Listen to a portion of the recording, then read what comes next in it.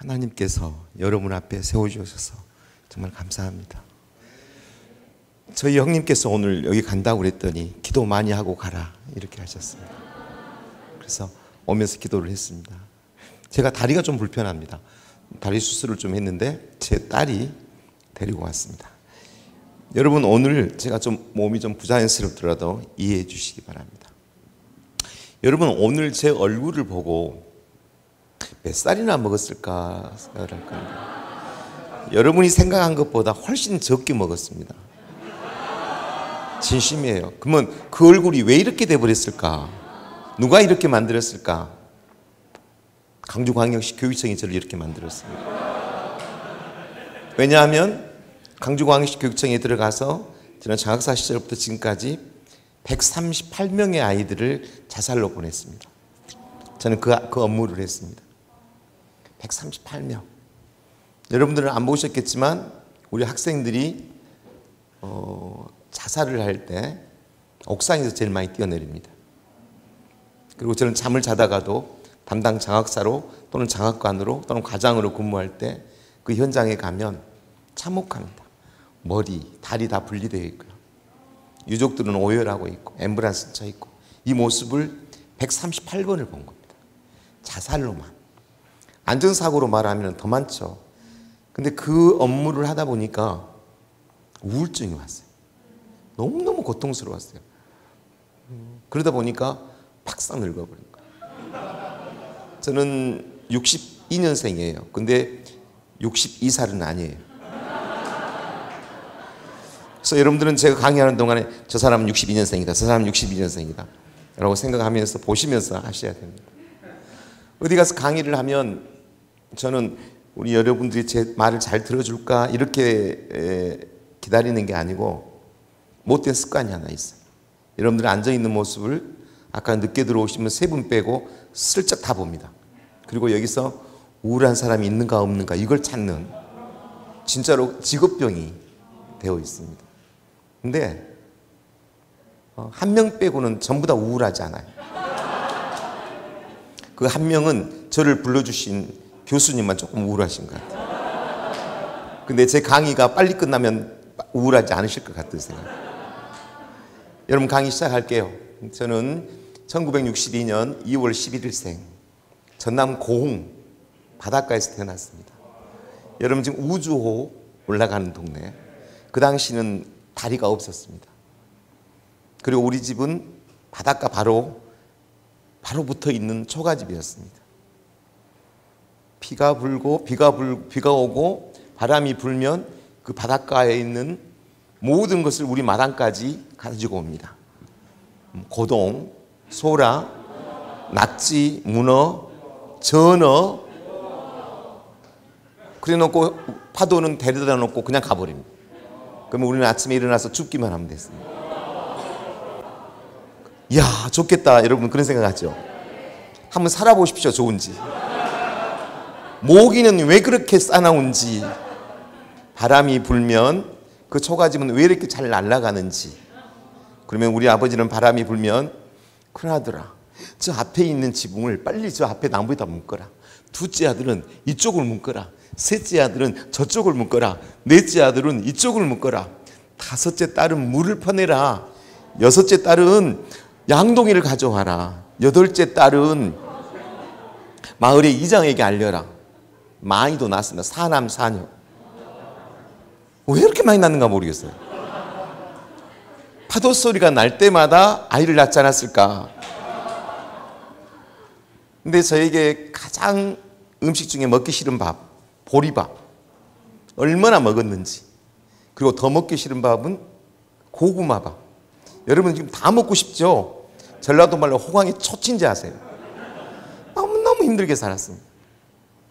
그런데 우리 아버지는 제가 태어나기 전에 선생님도 하시고 경찰도 하고 기자도 하고 면장도 하고 그랬답니다. 나는 몰라요. 안 봤어요.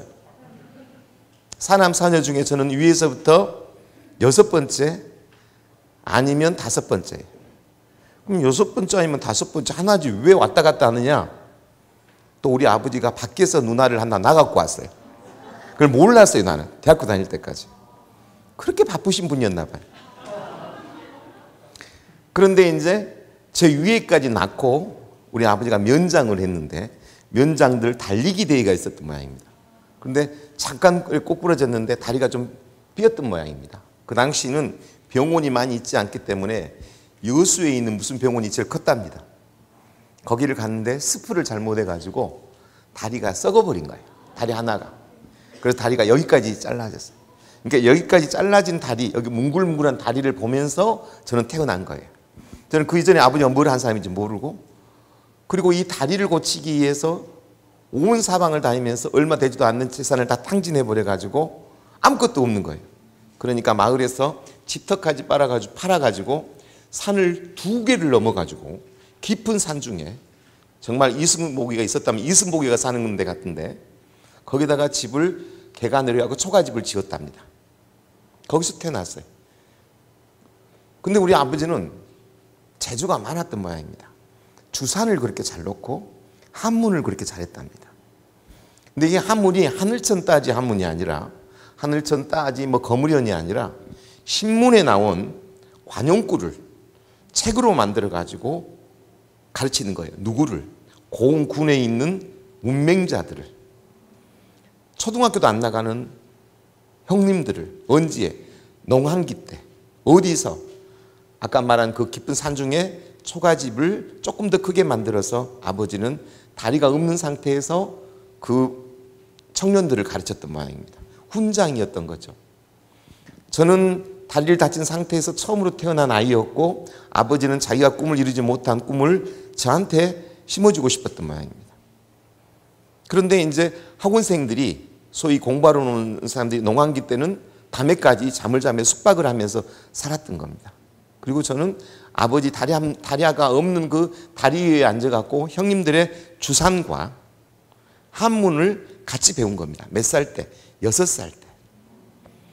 근데 그 형들보다 훨씬 더 공부를 잘했고 주산을 초등학교 가기 전에 4단. 그러니까는 그 시골에서는 엄청난 청재였다고 합니다. 했다고 합니다. 난 기억이 안 나니까 모릅니다. 그런데 우리 아버지가 어느 날 이랬답니다. 왜 학원생들이 이렇게 늦지? 이렇게 물어보니까 6살 먹은 아이가 필시 무슨 곡절이 있는 것 같습니다 라는 단어를 썼다고 합니다. 쉽게 말하면 어릴 때 그런 단어에 접했다는 거죠. 곡절. 그 곡절이라는 단어를 토해내서 그런지 제 인생은 굽이굽이 곡절이 있었던 것 같습니다. 그래서 그 이야기를 제가 지금부터 하면서 굽이굽이 그렇게도 많이 방황하고 땡땡이 중까지 했던 아이가 이제는 하나님을 믿게 된 이야기를 여러분께 하려고 합니다. 결국은 평화를 얻었고 지금은 조금 더 평화롭습니다. 그러나 오늘 여러분들 모습 보면서 나도 저분들만큼 신앙이 있으면 좋겠다 그런 생각을 하면서 저는 사실 부럽습니다. 자, 초등학교 1학년을 들어갔고 1학년 들어갔더니 다른 아이들은 기억 니은을 배우는데 나는 한문을 이미 다 터득을 했고 주산이 4단이었으니까 산수를 배울 게 없었겠죠. 초등학교 1학년, 2학년, 3학년, 4학년 다니면서 고흥군에서는 수재가 났다라고 했답니다. 그럴 만도 하겠죠. 그리고 월말고사, 기말고사, 월말고사를 그때는 계속 봤어요. 그러면은 하나도 안 틀리거나 하나 틀리거나 전 과목에 이런 아이였어요. 그러니까 당연히 급장이었고 지금 말하면 반장이겠죠. 우리 아버지는 다리는 없지만 저 아이 하나 키우는 걸로 엄청 기분이 좋았고요. 제가 웅변을 그렇게 잘했답니다. 북한에 있는 김일성아라 내려오너라 막 이런 막 악을 초등학생이 그 시골에 있는 마이크를 갖고 쩌렁쩌렁 이야기를 하면 그 논밭에서 일하는 사람들이 저 조그만 애는 철 빼빼하고 조그만 애가 어떤 저런 소리를 다 한대 할 정도로 신기한 아이였다고 합니다. 그래서 이제 5학년이 됐습니다. 꿈도 키웠고 열심히 살고 즐거웠습니다. 제 인생에 있어서 가장 행복했던 곳 그러면 딱 2군데가 있는데 그때가 저는 제일 행복했습니다. 그때가 딱 한 번. 그 다음에는 또 한 번. 2번밖에 없습니다. 그 이전에는 너무나 억울하고 분하고 힘들었던 시절입니다. 그 이야기를 할 건데요. 5학년이 돼서 당연히 저는 반장이 되었고 새로운 선생님이 갑자기 바뀌는 겁니다. 5학년 처음에 오셔가지고 담임했던 분이 가셔버리고 새로운 분이 4월 달에 5월 달에 오신 겁니다. 그러더니 그 담임선생님이 오시자마자 저에게 이렇게 했습니다. 저는 애들한테, 우리는 그때 한 반이 80명일 때입니다. 차려, 경례! 이렇게 했어요. 그리고 나서 딱 나오는데 선생님이 초면에 나한테 이러는 겁니다. 야, 너 내일부터 반장하지 마. 네. 선생님이 하지 마라고 그랬으니까. 선생님하고 호흡을 맞춰본 적도 없고 뭘 시켜본 적도 없는데 차려, 경례하고 나오는데 너 반장하지 마. 그리고 내가 데리고 오네. 얘 반장시켜. 데리고 왔어요. 총각 선생님인데 어떤 아이를 데리고 왔어요. 네. 그리고 나는 학교 수업이 끝나고 산고기를 2개를 넘어서 아버지한테 가서 말씀을 드렸죠. 아버지, 새로 오신 선생님께서 저에게 반장을 하지 말라고 하는데요. 반장을 아이들이 뽑지 않았어? 네. 그런데 뭘 잘못했어? 잘못할 틈이 없었는데요. 근데 왜 그만두시라고 해? 그만두라고 해? 저는 모르겠어요. 그러니까 아버지가 목발을 짚고 거기 있는 교감 선생님이 아버지 친구였던 모양이에요. 가서 좋게 말했다고 해요. 나는 안 들었죠. 이제 막 오신 선생님이 애들이 뽑아오는 반장을 그렇게 그만두는 건 아닌 것 같네. 뭐 이랬었다고 그래요. 그러니까 담임 선생님이 그 다음 날 제가 갔더니 네 반장해! 그리고 또 다시 반장이 된 거예요. 그래서 반장을 한 거예요. 나는 뭐 다른 어려움이 없고. 그런데 5월달 시험을 본 거예요. 월말고사. 월말고사 시험을 보고 점수가 나오지 않습니까? 그러면 1학년부터 6학년까지 한 반이, 한 학년이 5개 반이었어요. 그러니까 6, 5, 30, 30개 반이죠. 초등학교에. 그러면 거기 있는 시험지 소표를 전부 다 나한테 갖다 줘요. 그리고 나서 통계를 내는 거예요. 6학년 1반, 1번부터 80번까지 그 아이들을 합계, 그 다음에 반 평균, 그 다음에 석차. 몇 개를 해야 돼요? 6, 5, 30, 30개. 그리고 한 학년마다 1등 뽑아내고 이런 것을 저는 암산으로 100 이하니까 67, 70, 80 이렇게 하니까 그 당시에는 컴퓨터가 없을 거고 주산밖에 없었던 시절이니까 주산 하나 주고 저한테 주면 제가 2시간이면 그걸 다 해서 딱 갖다 내니까 학교에서는 아주 좋았겠죠. 그런데 이제 교무실에서 그때는 급사라고 해요. 기능직 누나가 이만한 그 소표를 이만큼 가지고 저에게 줬어요. 아이들은 다 수업을 마치고 다 집에를 가고 저는 교실에 앉아서 그 소표를 가지고 2시간 동안 석차 내주려고. 그런데 아무래도 내 성적이 보고 싶겠죠. 당연히 하나도 안 틀렸겠지 하면서 주산을 이렇게 보고 5학년 1반 14번 이렇게 딱 해서 보니까 대부분 100, 100, 100, 100 그랬었는데 60, 50, 뭐 40, 35 막 이렇게 있는 거예요. 내 점수가. 그래서 이상하다 그러고 다시 한번 봤어요. 근데 내 점수가 정말 아닌데 막 이런 점수가 있는 거예요. 내 칸에가. 그래서 난 아무 생각도 없이 이 소표를 들고 교무실에 가서 선생님, 우리 담임쌤한테 갔죠. 왜 왔어? 이게 제 성적이 아닌 것 같은데요.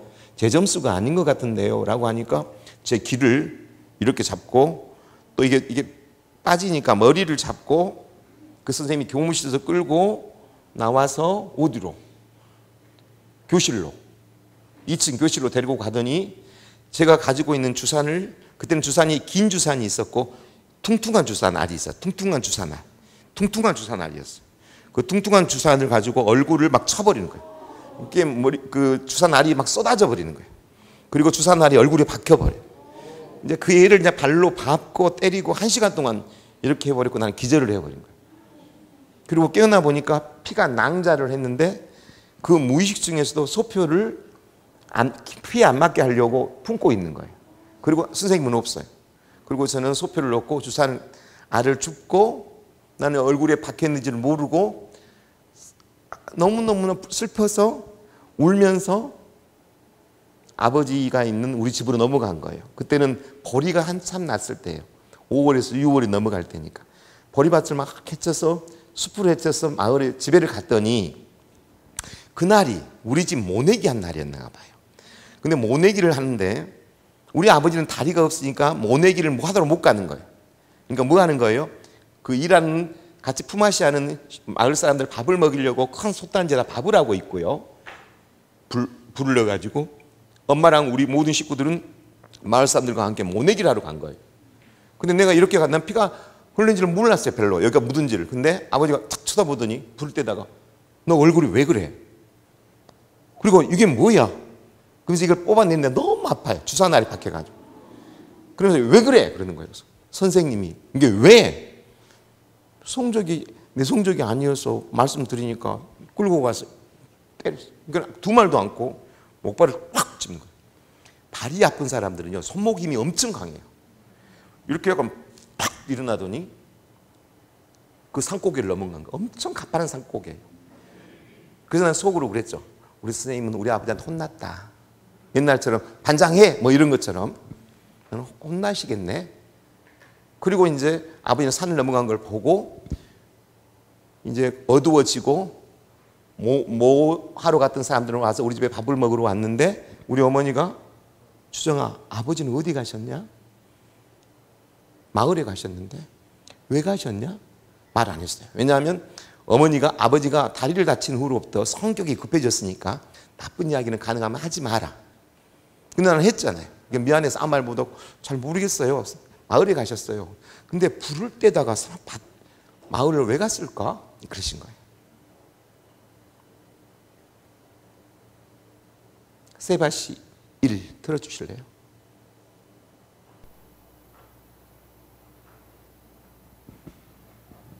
부적응 학생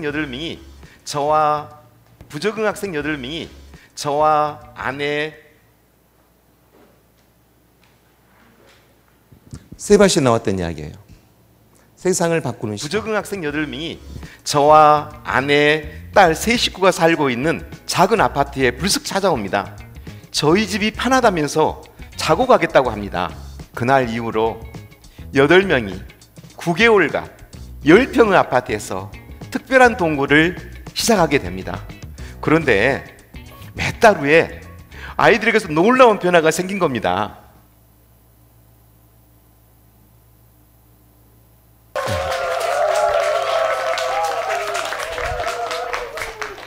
안녕하세요. 저는 광주광역시 서부교육지원청 교육장 박주정입니다. 저는 오늘 학교 안전과 콩나물 교육이란 주제로 말씀을 드리고자 합니다. 학교는 가장 안전하고 행복한 공간이어야 하지만 현실은 꼭 그렇지만은 않은 것 같습니다. 특히 비대면 시대를 맞이하여 각종 안전사고와 학교 폭력이 증가하고 있습니다. 사실 저는 학교 폭력의 피해 당사자입니다. 제 고향은 전남 고흥의 작은 시골 마을의 초가집이었습니다. 아버지는 사고로 한쪽 다리를 잃어서 목발로 보행을 하셨지만 시골에서 잘 나가는 훈장님이셔서 먹고 사는 데는 지장이 없었습니다. 제가 초등학교를 다니던 어느 날 이유도 모른 채 학교 선생님으로부터 얼굴이 피투성이가 될 정도로 심한 구타를 당합니다.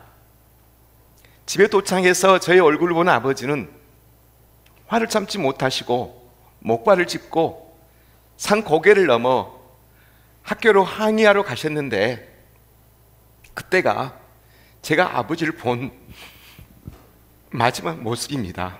네, 마지막 모습입니다.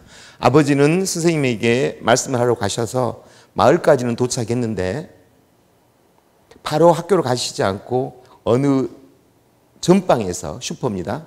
할머니에게 선생님을 모시고 오라고 말하시고 나서는 거기서 쓰러져서 돌아가셔 버린 겁니다. 우리는 아버지가 올 길을 기다렸습니다. 근데 밤이 돼도 안 오시는 겁니다. 우리 어머니와 우리는 거기는 외딴 집입니다. 산을 쳐다보면서 아버지가 오기를 기다렸습니다. 그 당시는 전기불이 없을 때입니다. 내 밤 12시가 돼서 작은 불이 산에서 막 내려옵니다. 아, 아버지 온다. 우리는 기다리고 박수를 쳤습니다. 우리 그 식구들끼리. 근데 이 불이 너무 속도가 빠르는 거예요. 아버지는 쩔뚝쩔뚝하고 와야 되는데 제가 아닌 것 같다. 근데 아버지가 아니라 마을에 있는 형님이 오셔서 숙모, 주정이 아버지 돌아가셨어요. 라는 말을 듣습니다. 사남 사녀. 그때부터 고통이 시작이 된 겁니다. 그리고 모든 식구들은 뿔뿔이 흩어졌고 우리 어머니는 아버지 상여가 나가는 날 너는 학교를 가. 공부를 해. 그리고 너는 복수를 해야 돼. 나는 그날 상여를 나가는 날도 나는 학교를 가서 공부를 했습니다. 그런데 그날은 6.25 노래를 배운 날이었나 봅니다. 아, 이지랑 어찌 우리 그날을. 그 담임쌤이 계속 노래를 시키는데 알 수 없는 눈물이 흘렀습니다. 그런데 상여가 우리 학교를 돌아서 나갑니다. 마을 청년들은 나쁜 선생님이 없다고 돌을 막 던졌습니다. 학교에다가. 그런데 우리 교감 선생님이 주장아, 아버지 마지막 가는 길이다. 따라가라 해서 영정 들고 아버지를 묻었습니다. 그리고 부산에서 먼저 가서 식모살이 했던 누나가 저를 데리고 부산으로 갑니다. 여기다 둘 수 없다. 초등학교 5학년 때 부산을 갔더니 시커먼 얼굴에 빼빼 마른 애가 까만 고무신을 신고 초등학교를 갔더니 엄청난 큰 학교에 왕자표 운동화를 신은 애들이 얼굴이 하얘가지고 정말로 멋지고 훌륭해 보이는 아이들이 있었고 나는 이렇게 생겼었습니다. 그리고 누나는 나를 데리고 갔는데 식모살이를 했기 때문에 몰래 숨겨놓고 말은 했겠지만 거기서 식모살이를 하면서 저를 키웠습니다. 그러다가 안 되겠다 싶으니까 누나가 식모살이를 그만두고 조급하게 10몇 살 더 많은 남자하고 결혼을 합니다. 그리고 아주 작은 단칸방을 넣었습니다. 그리고 신혼생활 때 저를 데리고 그 집으로 데리고 들어간 겁니다. 그 매형은 운전을 하시는 분이었는데 퍽 잘해주려고는 노력을 했습니다. 근데 저는 방이 없습니다. 그분들은 신혼생활인데 방이 없기 때문에 신혼생활에서 그 방에서 이렇게 올라가는 다락, 이밖에 안 되는 그 다락에서 저는 학교를 다닙니다. 거기 갔더니 전교에서 1등이고 1학년부터 6학년 때 수가 전부 다 수라고 했던 애가 거기 가서 시험을 봤더니 전교에서 1등이 아니라 반에서 16등을 하는 겁니다. 학력 격차 뭐 이런 것이 적응이 안 됐겠죠. 그래서 난 누나한테 머리를 100호를 쳐주라 했습니다. 면도기로. 그리고 나서 학교를 다니는데 3달이 지나서 저는 전과가 없기 때문에 표준전과, 동화전과, 먼전과, 전과 빌려가지고 공부를 해가지고 전교 2등으로 납니다. 기본이 있었겠죠. 그런데 문제는 점심시간만 되면 아이들이 와서 나를 데리고 데려옵니다. 나한테 묻습니다. 너 이한테 이긴다 시켜. 그럼 맨날 가서 싸웠습니다. 근데 싸움을 하는데 그들은 스크럼을 짜고 머리밭에 나를 놔놓고 애들을 점심때마다 데리고 가요. 그들은 키가 너무나 크고 그들은 왕자표 운동화를 신었고 나는 까만 고무신이고 나는 미끌미끌하고 그들 발로 차면 정말 아프고 근데 싸움을 할 때 정말 처음에 할 때는 다리가 너무너무 흔들거렸는데 싸움을 하다 보니까 그애가 자빠지니까 벌써 못 일어나는 거예요. 그래서 뻘쩍거리는 거예요. 그리고 그 애들은 코피만 나면 우는 거예요. 아, 이거다. 그리고 나는 그때부터 자신감이 생겼고 싸움을 할 때 다른 데는 다 맞아도 코만 막 계속 때렸어. 그러니까 코피가 나는 걸 모르면 내가 딱 이렇게 보여줬어요. 코피. 그럼 그 애들은 항복. 그리고 계속 승전보를 올리면서 계속 올라갔어요. 이제 점심 때 애들을 안 데리고 오면 왜 안 데리고 오지? 막 이런 생각이 들고 공부도 잘하고 화장실 청소도 잘하고 말도 잘 듣고 그러니까 선생님이 정말 이뻐한 거예요. 그런데 매일 싸움을 하니까 그 학교는 교복이 있었어요. 근데 교복 단추를 맨날 뜯어고 오니까 누나가 왜 교복 단추를 뜯어오느냐? 그래서 누나 단추로 하지 말고 호꾸로 해주면 안 될까? 호꾸 아시죠? 툭툭툭 한번 그렇게 하면서 저는 싸웠단 말을 한 번도 안 하면서 공부도 하면서 싸우기도 잘했습니다. 그런데 뭐가 고통스럽냐면 신혼생활인데 방이 하나뿐밖에 없는데 다락에서 내려오면 나는 그때 사랑을 나누는 것이 무엇인지 모를 때였습니다. 근데 이분들은 옷을 벗고 싸우는 거예요. 나는 그게 싸우는 건 줄 알고 계속 말겼어요. 계속 싸우지 말라고. 왜 옷을 벗고 싸울까? 나는 왜 그렇게 몰랐을까요? 싸우지 말라고. 그리고 나는 싸우지 말라고 가운데 잤습니다. 이제 일어 올라가잖아요. 근데 아침에 일어나 보면 또 같이 이렇게 있고 또 폭에 있고 그런데 또 그렇게 싸우고도 아침에 누나는 매형에게 생선을 이렇게 발라서 먹여주고 아 저건 화해하는 건가? 막 이런 정도로 저는 뭘 모르고 컸었습니다. 그런데 이제 신혼생활을 방해를 더 하면 안 되겠다는 생각이 어느덧 들고 누나하고 매형하고 늘 싸우고 그러니까 군대에서 제대한 작은 형이 내려와서 노가다를 하러 내려오셔가지고는 저를 데리고 삽니다. 근데 또 우리 작은 형이 또 결혼을 해버립니다. 단칸방입니다. 이제는 뭐가 알게 됐습니다. 잠을 잘 수가 없었습니다. 나 보내주라고. 그래서 다시 시골로 엄마가 보고 싶다고 중학교 2학년 때로 다시 넘어옵니다.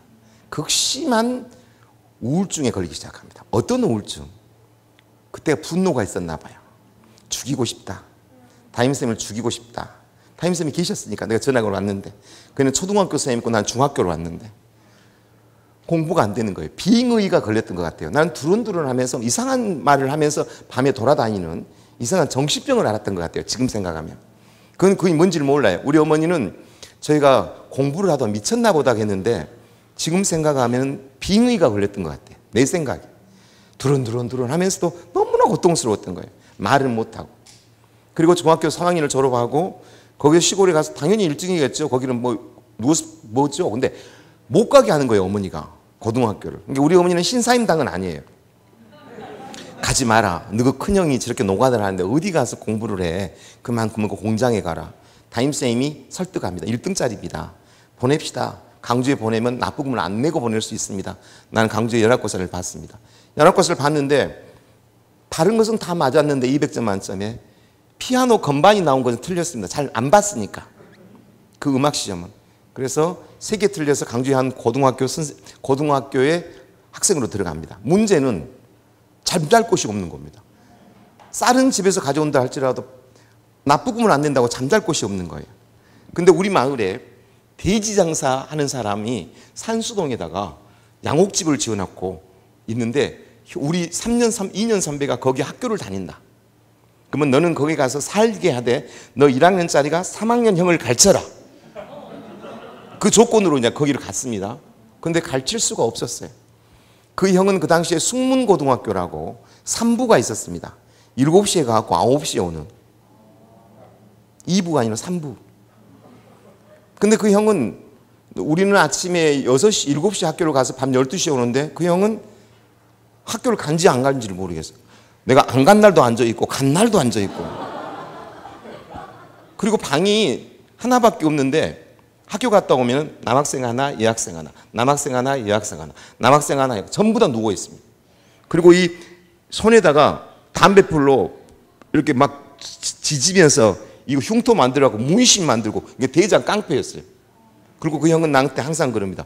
너 시골 가면 우리 아버지한테 나 공부 잘 가르쳐주고 있다고 말해. 예. 공부를 가르칠 수 어떻게 공부를 가르쳐요? 그리고 그 형은 거기서 못 자게 하고 저녁에 산수독서실에 장원 독서실에 가서 너는 자고 가라. 그러니까 저는 그 추운 데 가서 독서실에서 자고 벌벌벌 떨다가 아침에 가서 골로에다 밥을 하려면 전부 다 남자 여자 있으니까 너무 다닐 수도 없고 아침 굶지요? 점심 못 쌌고 가죠. 저녁 못 먹죠. 밤 10시에 고등학교 시간이 끝나죠. 쓰러져 버리더라. 못 먹으니까. 그러니까 그냥 코피가 나는데 덩어리 피가 나오고 쓰러져 버려요. 못 견뎌. 제일 나는 지금도 오늘도 나는 식당에 가서 그게 나온가 싶어서 기대를 했는데 그게 안 나오던데요. 그게 먹고 싶어요. 달걀 후라이. 다른 사람들 도시락 위에 있는 달걀 후라이. 애들은 밥 먹고 그거 또 먹고 군것질은 나는 하루 종일 굶잖아요. 너무너무 고통스럽고 고등학교를 그런 식으로 보냈습니다. 그리고 나서 들어갈 때는 1등이었지만 졸업할 때는 중간도 안 됩니다. 성적이. 따라갈 수가 없어요. 쓰러져 버리니까. 대학교를 제가 원하지 않는 대학교를 갑니다. 전남대 공대 화공과. 나는 공대 체질이 아니었던 것 같아요. 1학년 들어가서 굉장히 많은 방황을 하고 힘들어했어요. 그런데 대학교 다니면서 방을 구하기가 어려워서 하숙집에서 하숙을 하면서 가정교사를 합니다. 마침 고등학교 학생이 동신고등학교 다니는 학생이 제 가정교사가 아니라 과외를 하러 받으러 다니는데 난 대학생이고 마침 우리 동네 부근에 있는 아이예요. 근데 아이가 말을 전혀 안 들어요. 그래서 내가 그 어머니한테 전화했죠. 어머니, 이 아이는 가르칠 수가 없습니다. 내가 책임 못 지니까 알아서 하십시오라고 시골에 있는 그의 어머니한테 전화를 했더니 아, 나는 시간이 없어서 못 가니까 지금 삼촌이 당신한테 갈 거예요. 삼촌한테 이야기하세요. 그러더라고요. 근데 그 다음날 지금 삼촌이 왔어요. 이렇게 쳐다봤더니 그 담임선생님 거 있죠. 나는 심장이 멎어버린 줄 알았어요. 나는 미워한다 뭐 그런 생각에 멎어버린 줄 알았어요. 이게 마음속에 죽이고 싶어. 우리 고모가 늘 그랬거든요. 저놈 때문에 우리 오빠가 죽어갖고 우리가 풍지박산이 돼서 이 말을 제사 때마다 하는 거예요. 그러니까 난 너무나 죄책감이 시달린 거죠. 그리고 이제 중학교를 다니던 당시에 우리 어머니는 그 마을에 있는 전도사님이 목사님 역할을 했는데 어머니를 계속 전도를 하려고 나는 중학교 2학년 때 빙의가 걸려 있고 부산서 전화기 와서 엄청 힘들어하고 있고 우리 어머니는 매일 아침마다 정화수 떠놓고 정화수 떠고 자식 이렇게 했던 사람인데 그 마을에 있는 작은 교회 전도사님이 계속 와서 우리 어머니를 잡으러 오니까, 전도하러 오니까, 모시러 오니까, 모르겠어요. 잡으러 온 것 같아. 온 것 같으니까 우리 어머니는 막 장고방에 막 숨어요. 그래서 내가 어머니한테 그랬죠. 중학교 2학년 때. 엄마, 교회 안 가면 되잖아. 뭐 때문에 그렇게 숨어? 죄 졌어? 이렇게 이야기했어요. 굉장히 반항적이었어요. 왜 숨어? 안 가면 되지. 근데 우리 어머니 꼭 그랬어요. 이놈아, 가기는 가야 된다. 가기는 가야 되는데 두렵다. 그럼 가. 진짜 어머니는 가셨어요. 가셔가지고 제 중학교 2학년 빙의가 걸렸을 당시에 우리 어머니는 절실한 하나님을 믿는 사람이 되었어요. 그러니까 내 동생, 내 형, 내 누나 뭐 전부 다 다니는 거예요. 근데 나는 완전히 반대했어요. 하나님 믿는 걸. 왜 반대했냐면 이 마을에서 저 애들 형제간처럼 살아라고 늘 본이 된다고 우리 형제가 말하라고 착한데 왜 우리는 이렇게 힘들게 살아야 돼? 그러면 하나님이 정말 있는 거야? 계시지도 않아. 그냥 정신이 없어 당긴 거야. 난 이렇게 악을 썼어요. 그러니까 우리 형제간들은 모이기만 하면은 계속 나를 위해서 기도해요. 우리 주정이가 하나님만 믿게 해주십시오. 다른 것은 우리 어머니가 돌아가시면서도 마지막 유언이 저놈 교회만 가니면 나 좋겠어. 이러고 가셨어요. 난 완전히 반대했어요. 없다, 안 계신다. 그러면 계시면 우리 이렇게 힘들게 아니냐. 반항. 그런데 이제 고등학교, 대학교 대학생이 돼가지고 그 담임선생님이 나타난 거예요. 나는 그 담임선생님이 나한테 네가 주정이냐? 그래 많이 힘들었지. 잘 살아? 이럴 줄 알았어요. 근데 야, 너가 여기 가정교사냐? 가해교사냐? 네. 똑바로 가르쳐 자식아. 일어나. 배우지 마 이런 놈들한테. 그러고 끌고 가본 거예요. 나는 그 이전에는요. 우리 선생님이 미안해서 나한테 못 나타난 줄 알았어요. 근데 아닌 거예요. 그때부터 저는 완전히 분노가 죽이고 싶다는 생각이 들기 시작해서 죽이고 싶다.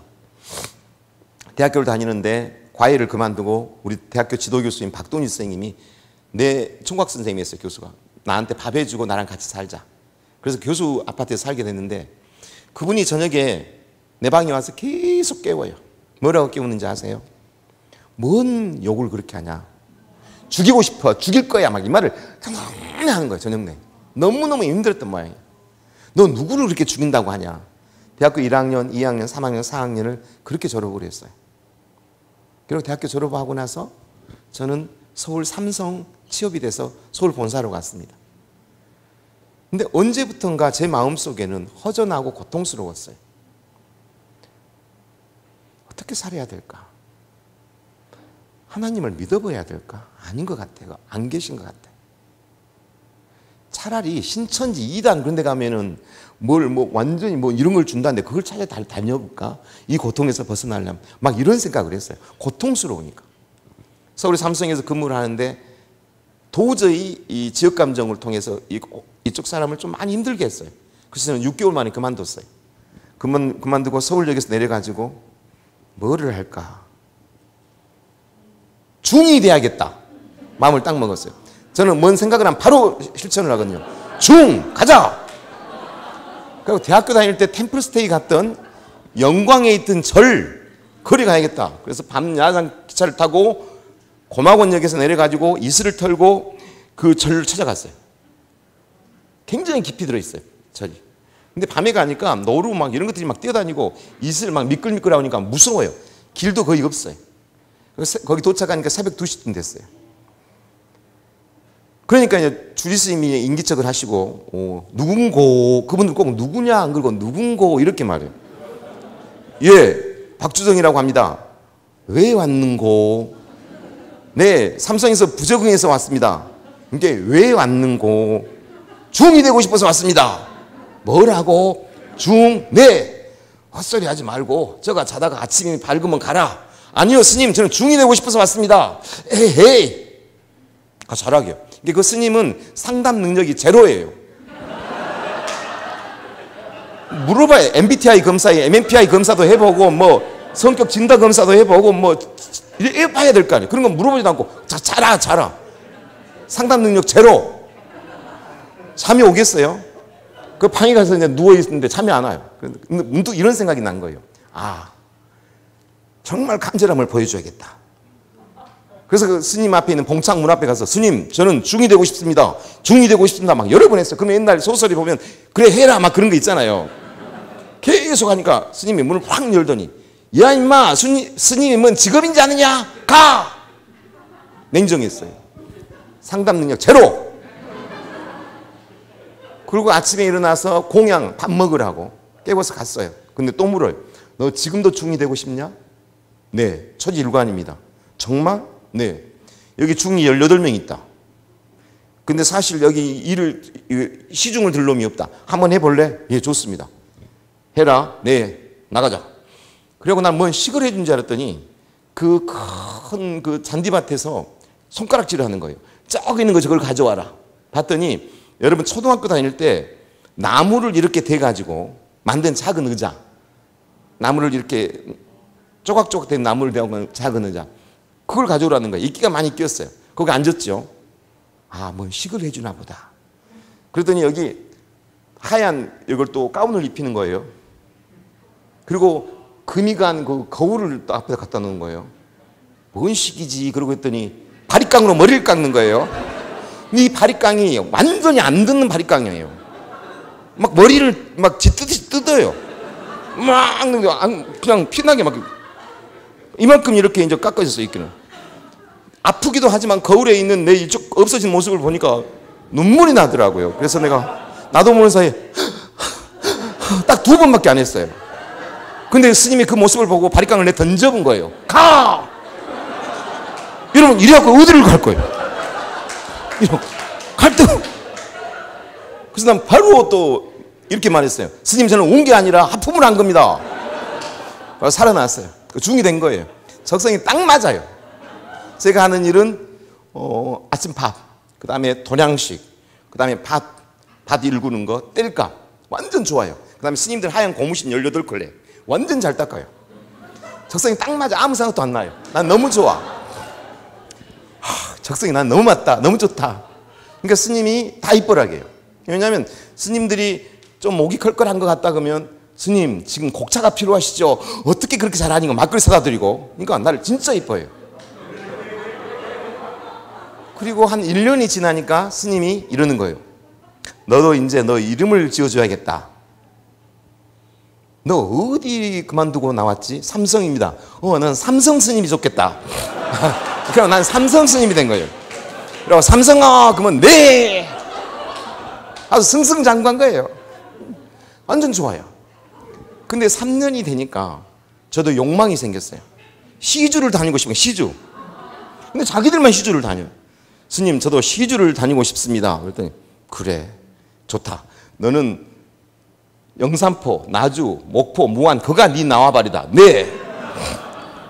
그리고 이제 시주를 다닙니다. 시주를 다니는데 다른 중보다 내가 훨씬 시주를 더 많이 받았고 옵니다. 불쌍하게 생겼나 봐요. 막 아주 뛰어난 거예요. 많이. 그러니까 부지런하지, 시주도 잘 받아오지, 눈치도 빠르지, 얼마나 이뻐야겠어요. 그리고 나도 적성이 맞지.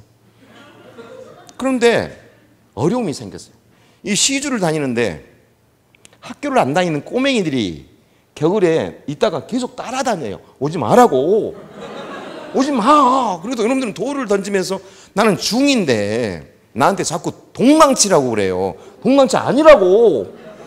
근데 깔따구처럼 따라다녀요. 계속 따라다녀요. 이 동네 가면 이놈들이 나타나고 저 동네 가면 저놈. 거기서 깨달음이 오더라고요. 어떤 깨달음? 그만두자라는 깨달음. 그만두자.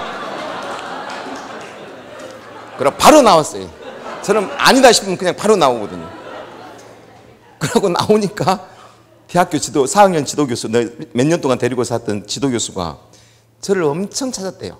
왜냐하면 어렵게 큰 아이가 지방대 나와서 삼성에 합격을 해서 우리 제자들, 후배들을 데리고 견학을 갔대요. 내가 있다고. 근데 없어져 본 거예요.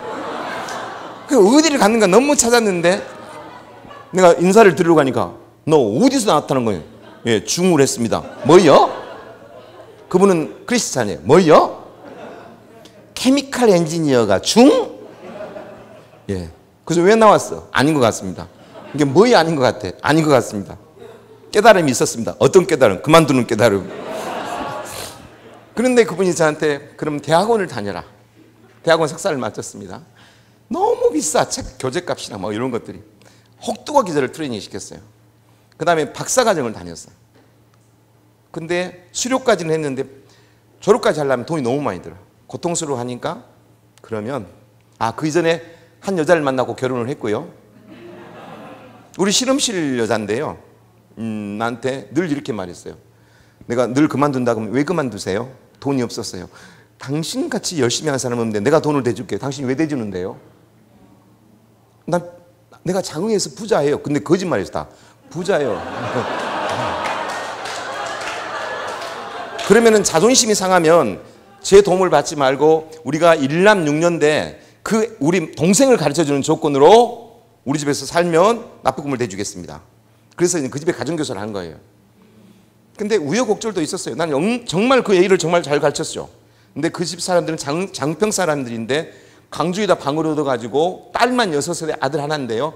위에 딸들은 누나들이니까 다 어디 가버리고 밑에 있는 딸 셋, 그 다음에 이 머시매 하나. 이 애랑 같이 내가 가르치는데 방이 상하방이었어요. 근데 겨울방학 동안에 내가 가르치는 학생도 시골로 내려가 버리고 다른 애들 다 집에 내려갔는데 이 여자만 안 내려갔어요. 근데 연탄 불이 2군데인데 한 군데를 빼버리는 거예요. 그래서 왜 방을 빼세요? 그랬더니 뭐 방을 그냥 하나 쓰지 뭐 방을 2개 씁니까? 그럼 어쩌란 말입니까? 이불 펴놓고 그냥 반드시 자면 됩니다. 그래서 반듯하게 한 달을 잤어요. 나는 왜냐면 여성의 의미를 한 번도 생각해 본 적이 없으니까. 그런데 그 다음날 방학이 끝나고 그 집 주인, 그 아이의 이분의 아버지죠. 와가지고 옛날에 조대 여중 바로 앞에 보면은 도립 내병원이라고 있었어요. 저를 거기를 가자고 그래요. 그래서 난 왜 가십니까? 했더니 자기가 머리가 아파서 간다게요. 난 따라갔는데 저를 뇌파 검사를 시키잖아요. 뇌파 검사. 그래서 왜 나를 이걸 시킵니까? 이렇게 한 집에 살고 그러니까 뇌파 검사를 해보자. 그러니까 이 여자분이 가갖고 이상한 남자 같다. 한 달 동안 있으면서도 미동도 하지 않았다. 나는 거기서 바로 또 보따리를 쌌고 바로 나와버렸죠.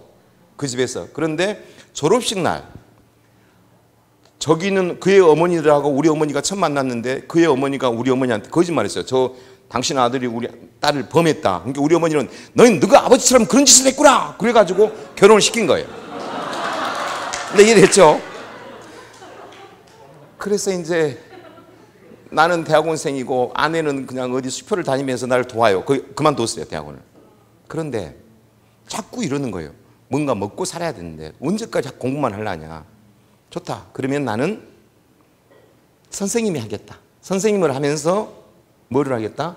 박사학위 논문을 쓰겠다. 그리고 이제 본격적인 이야기가 시작이 됩니다. 선생님이 된 거예요. 1992년. 처음으로 공업계 고등학교, 저는 화학공학이니까 전공이, 그 아이들을 가르치러 담임쌤이 된 거예요. 나처럼 어렵고 힘든 아이들이니까 잘 가르쳐야지 이렇게 갔어요. 처음으로 학원과 2학년 일반 담임으로서 반 배정을 받아서 들어가서 담임으로서 얼굴을 봤는데 한 반이 그때 50명일 때인데요. 50명 반이 5명 앉아 있는 거예요. 시간을 봤어요. 분명히 8시 반. 그래서 제일 앞에 한 애한테 물었어요. 야, 얘들이 왜 이렇게 안 왔냐? 내가 선생님이라고 제일 먼저 한 말이 얘들이 왜 이렇게 안 왔냐? 이거였어요. 그러니까 그 아이가 고개를 촥 돌려버리는 거예요. 반말을 해서 그런가 보다. 미안해요, 학생. 얘들이 왜 안 왔어요? 또 이렇게 말하죠. 그랬더니 그 애가 벌떡 일어난 거예요. 그래서 내가 왜 애들이 왜 안 왔냐고 묻잖아요. 그러니까 얘가 벌떡 일어나서 날 확 쳐다보는 거예요. 나보다 훨씬 키가 커요. 이따 보여줄게, 그 애 얼굴. 그러면서 나한테 뭐라고 하는지 아세요? 안 온 놈한테 물어보세요. 왜 나한테 물어보세요? 첫 담임선생님인데 안 온 놈한테 물어보라고 왜 나한테 맞죠? 근데 완전 창피하기도 하고. 근데 너무 궁금해. 1교시 수업을 시작하려는데 5명 앉아 있으니까. 그래서 우리 반만 그런가 싶어서 다른 반을 가봤더니 다 그 정도 앉혀놓고 아침 1교시를 시작하는 거예요. 이상한 학교가 다 있다. 그리고 하루를 지났더니 그 학교가 어떤 학교인지 알았어요. 그 학교는 학교를 오는 시간이 8시 반부터 계속 학교를 와요. 9시 언놈 10시 하여튼 4시 반까지 계속 와요. 계속. 빨리도 안 와요. 그냥 이렇게 와요. 그냥 이렇게. 근데 하루 종일 오는데요. 또 하루 종일 또 가요, 집에를. 근데 하루 종일 오고 가는 거예요. 그래서 나는 선배 있는 선생님, 먼저 근무했던 선생님들은 물어봤어요. 선배님, 이 학교는 왜 애들이 하루 종일 오고 가는 거예요? 내가 그랬어요. 박 선생님 이 학교 어떤 학교인지 모르고 왔구나. 어떤 학교예요? 여기 있는 애들은 강주 전남에서 인문계 실업계 다 떨어지고 오갈 데 없는 놈들만 모아오는 데야. 이게 꼴뚱짜리만 다 모아놓은 거고, 학생 수가 2,000명인데 하여튼 가정이 다 문제가 있어. 그러니까 그거도 하고 하루 종일 온 거하고 뭔 관계가 있어요? 관계가 있어. 그러면 어떻게 해야 돼요? 그냥 가만 놔둬. 그냥 가만 놔두래요. 그냥 가만 놔두면 돼요. 응, 가만 놔둬. 안 돼. 나도 해보려고 노력했는데 안 된다니까. 나는 그래서 속으로 뭐 이런 선생님이 다 있어. 그리고 두 번째 날 새 교과서를 나눠줘. 새 교과서. 근데 이 교과서를 가방에다 넣지 않고 애들이 전부 다 끈으로 막 묶는 거예요. 왜 가방에다 넣지 않을까? 그 가방 안에는 그냥 그 운동화 좋은 것만 딱 들어있고요. 신문을 싸가지고. 이걸 안 넣어. 그래서 왜 안 넣을까 봤더니 하교하면서 전무 소각장에다 다 버려버려. 이름도 안 쓴 책을. 사람이 아니야. 그리고 이제 3일날은 수업을 하는데요. 이상한 소리가 들려. 자꾸 그래서 봤더니 입을 이렇게 비틀어가지고 침을 이렇게 슉 뱉지 말라고. 내가 이놈들 흉도 뭔데 포물선으로 슉 하지마. 침을 전부 다 뱉어. 전부 다. 그러니까 안 뱉은 애가 없어. 그러니까 습관이 옆으로도 안 뱉고 옆으로도. 아, 사람이 아니구나. 이걸 어떻게 할까? 그때부터 저는 선생님이 돼야겠다고 생각을 해서 쉬는 시간, 내 수업할 때마다 수업만 다른 반에 가서 수업하고 얼른 와서 쉬는 시간에 우리 애들 침 닦아주고 책 갖다 놓고 칠판 닦아주고 문 열어주고 앉혀놓고 수업을 하고 싼 선생님 보면 잘 부탁합니다. 그리고 내 수업 들어가고 1시간도 안 빼고 3, 4, 5월 달을 그렇게 했어요. 들랑달랑 한 번도 안 빠졌어요. 진짜로. 3, 4, 5월 달을. 변할 줄 알았어요. 안 변해요. 안 변하는 정도가 아니라요. 하도 침을 뱉어서 내가 그랬어요. 침 뱉 좀 마. 침을 뱉으면 전염성이 막 이런 얘기. 그런 말 듣지도 않아. 그래서 밀걸레를 나는 하루 종일 들고 다녔어요. 밀걸레를. 침을 뱉을 때마다 복도고 교실고 닦아주고 다녔어요. 하루 종일 침을. 그러면 자기들이 다 변할까 봐. 수업할 때도 그러니까 수업할 필요가 없어요. 듣지도 않고 침을 계속 뱉으니까 계속 1시간 내내 닦는 거야. 사람 같으면 변할 거라고. 계속 안 들으니까. 그리고 학공학은 어려워요. 가르쳐줘도 못 알아먹어요. 계속 닦아주고 다 했어요. 근데 3주가 지나니까 애들이 변한 거 있죠. 여러분 어떻게 변했을 것 같아요? 침을 뱉어놓고 발을 딱 들어요. 선생님 여기 침 뱉었는데요. 그때 나는 무너져 버렸어요. 선생님 여기 침 뱉었는데요. 전부 다 선생님 여기 침 뱉었는데요. 악마를 보았다. 이건 사람이 아니다. 아, 그래서 선배님들께서는 안 된다고 말했나 보다. 힘이 쭉 빠져버렸어요. 그리고 여름방학이 지나고 2학기가 됐는데 괴물이 되어서 나타났어요. 나는 서서히 힘을 잃어버렸어요. 아닌 것 같다. 그 당시에 저희 집은 바로 그 학교 바로 뒤에 있는 10평짜리 주공아파트였어요. 거기에 전업주인 아내, 내 초등학교 3학년 딸, 나 이렇게 살 때예요. 학교만 갔다 오면 저는 방이 하나밖에 없잖아요. 10평짜리 아파트니까. 똑같은 말을 저녁매 잠꼬대를 해요. 새벽에 일어날 때까지. 앉으라고, 가지 말라고, 뱉지 말라고. 앉으라고, 가지 말라고, 뱉지 말라고. 이 말을 저녁매 하는 거예요. 이게 내 자아가 강한가 봐요. 앉으라고, 가지 말라고, 뱉지 말라고. 그러면 내가 아니야, 또 깨워. 그만 좀 말하고요, 그 말 좀. 앉으라고, 가지 말라고, 뱉지 말라고. 그 정도로 난 놓이려고 하려고 한 거예요. 그래서 1992년 그 1년 동안 저는 고통스러워하다가 92년 12월 2일 날 사표를 냈어요. 못 하겠더라고요, 나는. 그리고 나는 이미 박사학위를 받았어요. 그만두자. 이건 아니야. 그리고 교장선생님한테 사표를 쓰러 갔어요. 교장선생님 저 그만둘랍니다. 그랬더니 그럼 대부분 정상적인 교감 선생님은 왜 그만둘어? 이렇게 물어야 되잖아요. 근데 그분이 이렇게 말했어요. 그만둘 줄 알았네. 내가 궁금했어요. 왜 그만둘 줄 알았어요? 그랬더니 애들이 가면 간갑다, 오면 온갑다, 이제 뭔 지랄이다고 쫓아다닐 때부터 내가 알아봤네. 이러는 거예요. 진짜 나빠. 난 너무 미웠어요. 그리고 그 당시에 선생님들도 미웠어요. 어떤 생각이냐면 월급만 받고 선생이냐? 그래 나는 그만 간다마는 너 그러지 마. 그러면서 나는 보따리를 싸고 집에 갔네요. 그러니까 내 아내가 그 보따리가 뭡니까? 그만뒀습니다. 왜 그만뒀습니까? 나는 선생님이 아닌 것 같습니다. 다른 사람은 잘만 합디다. 나는 못하겠어요. 유난스럽습니다. 참 무책임해요. 이 말을 딱 한 번 하더라고요. 난 그 말이 정말 싫었어요. 무책임합니다. 그리고 나서 한 3일 지나니까 초등학교 3학년짜리가 나한테 와서 아빠 우리는 뭘 먹고 살아요? 막 이런 말을 하는 거예요. 이 말은요 이가 할 말이 아니야. 아내가 한 말을 얘가 한 거예요. 그런 상황에서 아이한테 그런 말 하면 안 돼요. 너가 아빠는 지금 이러지만 정의롭기 때문에 앞으로 잘 살 수 있다. 막 이런 말을 해줘야죠. 그런 말을 한 거예요. 걱정하지 마라 담비야. 아빠가 시간 강사라도 할 수 있다. 시간 강사 서류를 부지런히 넣었어요. 안 받아줘요. 캐리어가 없으니까. 사골세 방에다가 걱정이 되더라고요. 근데 어떻게 할까 생각하고 있는데 12월 26일 날 저는 2일 날 그만뒀는데 12월 26일 날 크리스마스 뒷날 저는 과목이 화학공학인데 잘 안 뽑아요. 희속 과목이기 때문에. 근데 강주시 교육청에서 내 과목을 한 명 뽑는다고 탁 나타난 거예요. 저는 화학공학인데 화학, 공업, 기술, 가정, 컴퓨터를 가르칠 수 있어요.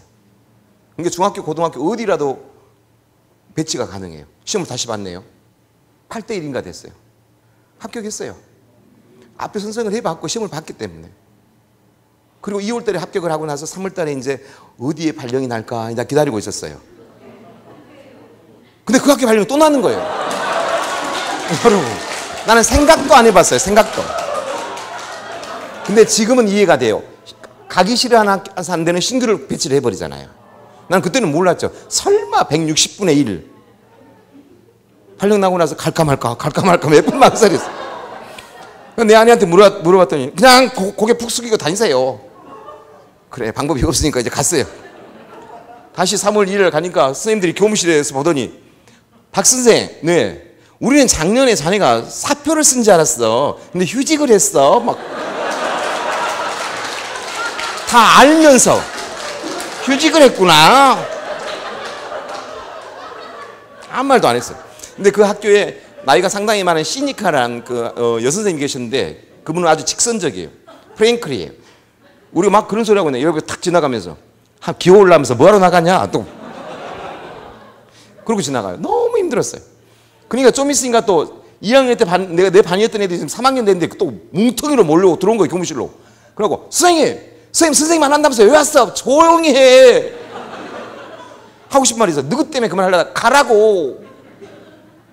2학년 담임을 서로 안 맡으려 나게요. 그것도 학원과. 근데 이 교장선생님 또 2학년 학원과 일반 또 담임을 또 시킨 거예요. 전기과 기과를 좀 나아요. 만나봤더니 올해 만난 애들 만나니까 작년 애들이 그리워요. 사람도 아니에요. 아니 괴물도 아니에요. 그러니까 말할 가치가 없어. 그래서 나도 작전을 바꿨죠. 나도 아침에 학교 가서 가만히 앉아있어요. 8시 반에 가서 일찍 안 가요. 꼴을 안 보고 싶으니까. 그리고 아침 조회 때 가갖고 애들 이름도 안 불러요. 몇 명 되지도 않고 목소리도 듣기가 싫어. 그러니까 체크만 해. 그리고 수업할 때는 한 번도 뒤를 안 돌아봐. 땡 하면 그냥 교무실로 가버려. 눈 감고 다녀. 그리고 종례도 안 하고 집에 와버려. 그게 93년도 3월, 4월, 5월 달 그렇게 다녔네요. 그걸 안 하면 버틸 수가 없으니까. 못 견디겠어요. 애들 이렇게 보내는 것이. 근데 무슨 희망이 있을까요? 그냥 갔다가 그냥 왔다가 그냥 갔다가 왔다고 하는 거예요. 그러니까 이제 그렇게 했더니 그 학교 전체에서 우리 반이 제일 개판 엉망진창이에요. 이제 종례도 안 했다니까요. 그러니까 선생님들이 이제 뭐라 그러냐면 야 박주성 선생님은 2개월 만에 우리보다 적응 속도가 훨씬 빨라갖고 또 왔다. 또 비아냥거려요. 냅둬버렸어. 1993년 6월 엄청 더웠어요. 엄청 더웠는데 난 학교 수업 끝나면 집에 와서 자버리거든요. 생각하고 싶지 않으니까. 밤 10시 반이나 일어났을 거예요. 누가 문을 두드려요. 우리는 벨이 없는 아파트였어요. 에어컨도 없고요. 선풍기도 없었어요. 냉장고는 있었네요. 그래도 막 문을 두드려서 귀찮아서 냈뒀는데 하도 두드려서 문을 열었어요. 했더니 교복을 입은 애들 8명이 술 냄새가 푹푹 나고 담배 냄새 쏘는 거예요. 그래서 누구세요? 그래서 선생님 반이잖아. 잘 모르겠어요. 나는 안 봤어 잘. 그리고 들락날락 하니까 모르겠어 애들을. 우리 반이라고? 네 우리 반이잖아요. 근데 왜 왔어? 놀러 왔어요. 난 놀러 오란 말을 해본 적이 없어요. 나는 학교에서도 보기 싫은데 내가 놀러 올 말을 했겠어요? 그런데 가라 그럴 수는 없어요. 선생님인데 들어와. 그러니까 내 아내가 누굽니까? 우리 반입니다. 그러니까 눈으로 빨리 보내라고 막 난리예요. 초등학교 4학년 내 딸은 먼 거 보고 있고 냉장고에서 수박이 있어서 수박을 썰어가지고 6월달이니까 이 정도 되네요. 아니 이 앞에 수박을 썰어. 여러분 수박에는 씨가 있잖아요. 이게 문제예요. 씨를 이렇게 뱉은 게 아니라 픽 이렇게 뱉어요. 여러분 이따 그 애들 얼굴 꼭 보여줄게요. 픽. 그러니까 내 아내가 우리 딸이 아빠 오빠들은 왜 저래? 원래 그래 원래. 원래 그래. 내 아내를 빨리 보내라고 나가려고. 근데 안 가. 그래서 누구 왜 안 가냐? 자고 간대요. 10평짜리 아파트면 방 하나 거실 하나예요. 그러니까 어디서 자? 거실에서. 안 돼, 너는 가. 근데 이제 내 딸이 그 초등학교 4학년짜리가 오빠들은 우리 아빠는 여가 털이 없는데 오빠들은 털이 많아 만지면 좋아하고 아니니까 내 아내는 질색이라고 데리고 가버리고 그날 밤은 그렇게 보냈네. 새벽 3시까지 잠을 안 자고 떠들어. 잠이 3시에 자더라고요. 우리는 기 맞고 있었어요. 근데 그 문제는 그 다음날 아침이에요. 아이들 깨워가지고 학교를 가야겠는데 깨웠더니 죽은 줄 알았어요. 여러분 그 느낌 알잖아요. 이렇게도 아무 한 놈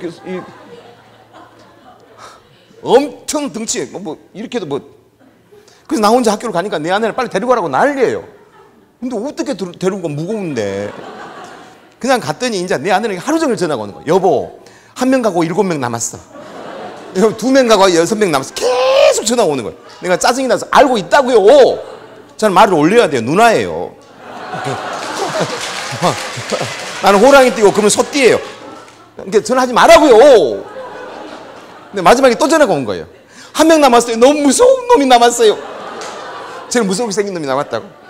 알았어요. 걱정 마요. 우리 집 종로에 있으니까 내가 깨우러 갈게요. 그래갖고 이제 일어나 이 새끼야. 일어나. 근데 보니까 7명이 또 왔어. 누구 왜 왔어? 얘 데리러 왔대요. 너는 가. 안 가. 그러니까 왜 안 가? 오늘 하룻밤 더 자고 한대요. 그 당시는 여러분 토요일까지 수업을 할 때입니다. 월, 화, 수, 목, 금 계속 오는 거예요.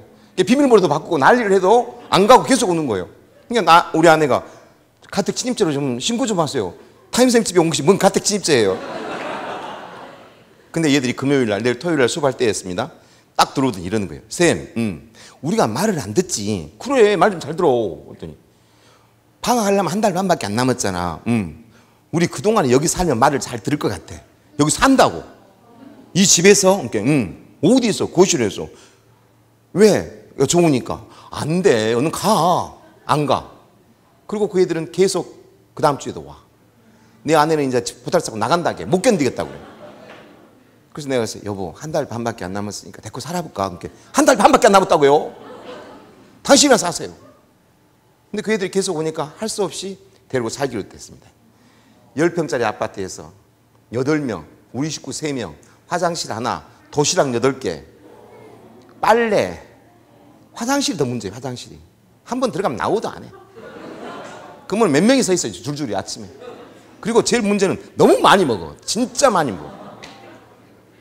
도시락 싸도 쌀 돈 될 돈이 없더라고. 얼마나 퍼먹은지. 얼마나 말을 안 듣냐면요. 좀 조용하다 싶으면 방 베란다에서 밑으로 내려다보고 있어요.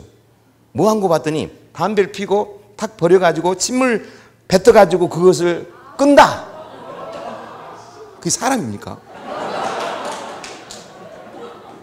또 힘든 건 뭐냐? 그렇게 청소를 지금 사는데 거실만이라도 청소를 하고 가라는데 안 하고 가니까 이 머리카락 말고 꼬불꼬불한 머리카락이 너무 많아요. 꼬불꼬불한 머리카락이.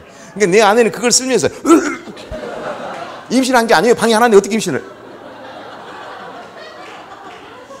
그 6월달에 그렇게 보냈어요. 얼마나 힘들겠어요. 7월 이제 방학하는 달이에요. 근데 그 학교는 기말고사를 봐야 돼요. 기말고사였는데 그 학교는 얼마나 공부를 못하는지 시험을 볼 때 전 과목의 문제를 다 가르쳐주고 시험을 봐요. 그걸 안 하면 성적이 안 나와요. 그러니까 3배수로 시험 문제를 다 가르쳐줘요. 그리고 문제는 안 바꿔요. 바꾸면 틀려보니까. 근데 이놈들이 시험 3일을 남겨놓고 이러는 거예요. 쌤, 우리 시험 공부 한번 해볼까? 진짜? 진짜 할 수 있어? 답만 해오면 되잖아. 그러긴 해. 상을 펴. 밥상을 폈더니 방이 너무 좁아. 야, 상 개고 그냥 누워. 내가 문제를 말하면 너는 답만 말해. 응? 문제다. 막. 야, 너가 문제 말해. 난 답할게. 그래갖고 막 3일 동안 달달달 해왔어요. 근데 8명 중에 한 놈은 눕기만 하면 자버려. 그걸 깨우면 막 화를 내. 그 애는 무서우니까 빼놓고 7명만 문제다. 이제 방학식을 해요. 그때 당시에 한 반이 50명이고요. 2학년이 13개 반이에요. 650명 2학년이. 650명 중에 성적을 발표하는데 1등부터 7등이 우리 방. 공부를 한 놈이 없어요. OMR 카드가 만약에 50번까지 있으면 얘들은 아니 문제가 33번밖에 아닌데 50번까지 막 찍어보니까 누가 먼저 나가기 시작하고 막 그런 거니까 1등부터 7등이 우리 방. 근데 그 당시에는요 실업계들에게 장학금을 굉장히 많이 줬어요. 장려금 80만 원. 1등부터 7등 80만 원. 내 월급 40만 원일 때 7, 8은 50년 560만 원을 받은 거예요. 우리 방에서. 그래서 방학 시간 날 이제 집에 가라. 정말 잘했다. 안 갈 건데. 얘들은 그 뭐 말을 길게 못 이어요. 안 갈 건데. 그러니까 왜 안 가? 살 건데. 그러니까 왜? 그러면은 그냥. 그러니까 그들은 그냥 뭐 말이 안 되면 그냥 해요. 그러니까 because of 이런 게 없어. 그냥 안 가는 거예요. 그냥. 안 돼. 약속했잖아. 사모님도 간 줄 알고 있어. 그냥 여기 살 건데. 근데 내 아내는 얘들이 안 갈 것을 이미 예견하고 계셨어요. 예견하고 계셨고 한 달 반 사이에 엄청 친해졌어요. 왜 친해진 걸 봤더니 성향이 비슷해. 뭘 안 치워. 나는 약간 결백증이 있는데요. 미생물 공부를 했기 때문에 우리 아내는 막 그냥 대강 뭐 막 밥도 싸주고 밥들이 없어도 밥풀이 떨어졌을 때 그냥 받고 다니고 그래도 괜찮아. 그러니까 성향이 비슷해. 그 다음에 내 아내는 또 어떤 성향이 있냐면 다른 사람들이 자기 신랑 흉을 보면 좋아해. 이상한 성향. 이따 그분도 얼굴 보여줄게. 이상한 성향이에요. 그러니까 이 애들이 내 흉을 봐. 같이. 뭐라고 흉을 보냐면 사모님 우리 선생님은 완전 결백증 환자다.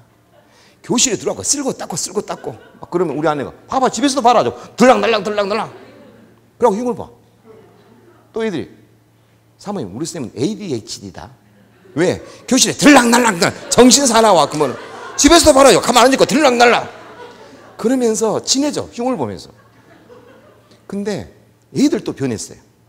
방학이 딱 되고 나서 뭐라 그러냐면 쌤 이 아파트 7개 동에 우리 집 아파트 7개 동이에요. 주공 아파트. 이 7개 동에 사는 사람들이 우리를 몰라보는 것 같아. 이게 뭘 몰라봐? 1등부터 7등이라는 걸 몰라보는 것 같아. 당연히 모르지. 그걸 어떻게 알아? 근데 왜 그걸 느꼈어? 그랬더니 선생님이 말한 대로 우리가 정말 공손히 인사를 해도 저런 놈들하고 똑같이 취급해 우리를. 자아 존중이 생긴 거예요. 그래서 어쩌라고. 선생님 아파트에다가 방을 붙여줘. 뭐라고? 이 집에 살고 있는 애들은 1등부터 7등이다. 알겠다. 여러분 이따 그 방을 보여줄게요. 예, TV에 다 나와요. 붙여줬어요. 그러니까 얘들이 있잖아요. 침을 몰래 가서 뱉어요. 담배도 숨어서 피워요. 완전 뭐 지금들이 뭐라 던져. 그리고 또 변한 게 그 더운 방학 동안에 새벽 4시면 일어나서 어디를 가. 그리고 또 점심 때 돌아와. 밥을 막 먹고 또 어디로 가. 그리고 새벽에 돌아와. 일주일간 그러는 거예요. 그래서 난 속으로 그랬죠. 80만 원 받은 것 같고 오락실을 아주 엄청나게 다닌갑다. 그래서 하도 궁금해서 누가 아침부터 어디를 갔다고 와서 점심을 먹고 또 어디가 새벽에 들어오냐 그랬더니 오전에는 아르바이트. 뭔 아르바이트? 주유소 아르바이트. 이게 거기 누구 돈 80만 원 있잖아. 부족해. 뭐이 부족하다고. 쌤 우리는 수능으로 대학을 갈 수 없잖아. 갈 수 있어. 아이 우리는 실력이 안 되잖아. 화내지 말고. 이게 어쩐다고. 서울에 있는 유명 대학을 자기들이 간대요. 나 우리 여기 대학 가려고 무서울 뻔했어요. 구구단을 못 외워요. 그래서 내가 누가 그 대학을 어떻게 간다고 내가 이렇게 선생님 봐봐 요강 대학 요강 봐봐 실업계 고등학교 학생으로 내신 7% 이내인자로 우리는 지금 1%잖아. 기능사 자격증을 많이 딴 자 이것밖에 없잖아. 지그들은 아침에 70만 원짜리 아르바이트를 받아가지고 장학금 80만 원 받아서 150만 원을 갖고 점심 먹고 새벽까지 7군데 기능사 자격증 학원을 다니는 거예요. 그 학원 다녀? 확실해. 왜냐하면 얘들끼리 그 욕을 한 건 똑같아요. ZN 구리 CU 구리 새끼야 그것도 모르냐 아이 임 주기율표 리약하는데 욕이긴 하지만 공부에 관한 욕이에요. 공부에 관한 욕을 한 그리고 다녀 막 너무 신기한 거예요. 그때 깨달은 거예요. 아 작은 거 하나라도 꿈을 이루게 하면 나머지는 내가 필요 없다. 저거구나. 뭔가 목표가 생기게 하는 거. 근데 저희들이 2학기도 더 잘할 수 있을까? 그래서 내가 물었어요. 누구? 2학기 중간고사에서도 1등부터 7등 날 수 있겠냐? 선생님 걱정 마. 너그 1등부터 7등 나면 내가 운암동 시장에서 소주하고 낙지 사줄게. 걱정 마. 선생님 약속 지켜. 응? 선생님이라 그러잖아요. 쌤 그래. 반말도 하고 막 그래. 약속 지켜. 응. 2학기 중간고사를 갔어요. 1등부터 7등이 아니라 6명이 올백이에요. 별것도 아니에요. 문제를 안 바꾸니까. 근데 그래도 대단한 거예요, 얘들은. 한 명은 하나 틀리고. 그러니까 다른 반 선생님들은 학원과 2학년 1반에 시험 감독을 2명 들어가야 된다 막 그래. 우리 10명 데리고 와도 상관없어. 답을 해온 사람이니까. 교복 벗어. 가자. 내가 이제 술 사기로 약속했으니까 너무 기쁜 거예요. 가자. 교복 벗어. 그리고 이제 나는 걔들 데리고 가요. 이따 보면 알겠지만 나보다 훨씬 늙어 보여요. 제가 30몇 살이니까. 그들 데리고 이제 운암동 시장으로 이렇게 걸어가는데 그 당시에 여러분 핸드폰은 굉장히 큰 대포폰처럼 막 나올 때예요. 내가 그거 들고 조폭처럼 이렇게 걸어갔어요. 근데 전화가 오는 거예요. 얘를 데리고 가는데. 여보세요? 누구세요? 아, 북부경찰서 형사과 북부경 형사과입니다. 박주정 선생인가요? 네, 그렇습니다. 네, 왜요? 난 속으로 뜨끔했어요. 술도 안 사먹였는데 벌써 걸렸나? 뭐 이런 거. 왜요? 그랬더니 당신 반 애들 8명 잡혀 있으니까 얼른 데리고 가세요. 우리 애들이 뭘 잘못했는데요? 와서 직접 물어보세요. 탁 그럼. 얘들아, 뭔 애들 8명이 잡혀 있단다. 그러니까 드디어 잡혔구나. 왜? 잡힐 줄 알았어. 이게 뭔데? 뭘 잘못했는데? 선생님 말하기 복잡해. 직접 가서 말해. 그러면 너희들 어디 가지 말고 이 오락실에 가만 붙어 있어. 내가 금방 갔다 올게. 그때 술 사줘 올 테니까 술 사줄 테니까 그때까지 오락실에 가만 붙어 있어. 응? 갔다 올게. 그리고 나는 북부경찰서로 막 달려갔어요. 형사과 문을 열고 들어갔더니 8명은 무릎을 꿇혀놓고 애들 뺨을 때리고 있어요. 형사가 화가 나고. 나는 뺨 때리는 걸 제일 싫어해요. 어렸을 때 트라우마. 그래서 나도 모르겠어요. 왜 때리세요? 화를 했어요. 그랬더니 그 형사가 누구요? 그래서 나 여기 담임인데요. 그랬더니 그 똥통학교 담임. 그러니까 때리지 마시라고. 왜 때리세요? 뭘 잘못했나 애들. 그랬더니 직접 물어보세요. 야, 너가 뭘 잘못했네 이렇게 맞냐? 말을 안 해. 알고 봤더니 실습 시간에 쓰는 용수철 이걸 들고 북부경찰서 주차장에 가가지고 경찰 오토바이 사이클 큰 거 있잖아요. 이것을 이 용수철로 시동을 걸어가지고 경찰 오토바이 3대를 이 애들 8명이 시내를 경찰 오토바이 타고 돌아다닌 거예요. 완전 잘 타버려 막 날라다니고. 그러니까 못 따라 다른 차가. 근데 밤이 되니까 얘들이 도망을 어디로 가냐면 무등산이나 증심사 옛날에는 비포장 도로인데 거기 올라가 본 거예요. 그러니까 밤에 쫓아가면 위험하니까 안 쫓아 올라간 거예요. 근데 그 애들은 밤 사이에 공고생들은 여기 연장통을 항상 들고 다니거든요. 여기다가 여기 문 꽂고 다녀요. 옛날에는 전부 다 분해를 해본 거예요. 그래갖고 고물로 팔아먹었대요. 그게 걸린 거예요. 이 형사가 잊어버린 형사예요. 화가 난 거예요. 그래서 내가 형사한테 그랬죠. 그런 이야기면 부모한테 전화를 하지 왜 나한테 전화를 하세요? 그랬더니 부모한테 전화를 했더니 제발 좀 집어넣으라고. 나오지 않게 해주라고. 그러니까 이걸 변상을 못 받는 거예요. 그러니까 얘들을 풀어줄 테니까 담임쌤이 부모 좀 데리고 와라. 오케이, 그렇게 하겠다. 애들 이제 가. 멍청한 놈들아. 경찰 오토바이를 훔치고 있다. 분해를 갖고 파는 말이 되냐? 가. 근데 경찰이 나한테 뭐라냐면 그 학교 좀 없애버려. 돈놈 속을. 창피해. 난 집에 들어와서 잠이 들어버렸어. 화가 나니까 너무너무 화가 나. 자존심도 상하고 나도 맹세히 박사인데 잠이 들어버렸으면 뭔 약속을 안 지킨 거죠? 술 사준 걸 잊어본 거예요. 이놈들은 새벽까지 기다리다가 이제 안 나타나니까 와서 보니까 누워있으니까 화가 엄청난 거예요. 그래서 발로 찬 거예요. 뻥쟁이 일어나. 뻥쟁이 뻥쟁이 일어나. 내가 누워서 미안하다. 내가 왜 약속 안 지켜? 장길이 그 새끼들이 오토바이를 훔쳐가지고 화가 나서 그놈들이 그들 때문에 화가 났구나. 내가 누워서 그랬어요. 그 애들 사람 좀 만들어 봐라. 내가 그랬어요. 그랬더니 그 애들이 우리가 사람 이미 만들어 버렸지. 얘들이 사람 만든 건 때린 거거든요. 난 아까 그렇지 않은데 경찰한테 나중에 미안한데 또 때렸다고 생각이 들어서 뭐라고? 벌떡이 내서 때렸어? 그러니까 안 때렸는데? 그럼 어떻게 사람 만들었다고? 그 애들을 어디서 만났어? 그것들이 또 오락실로 왔어. 그러니까 우리가 사람을 어떻게 만들었는데 쌤 우리 8명 중에서 한 놈 빼고 우리 7명은 사람이 돼버렸잖아. 이게 뭔 사람이 돼? 1등부터 7등.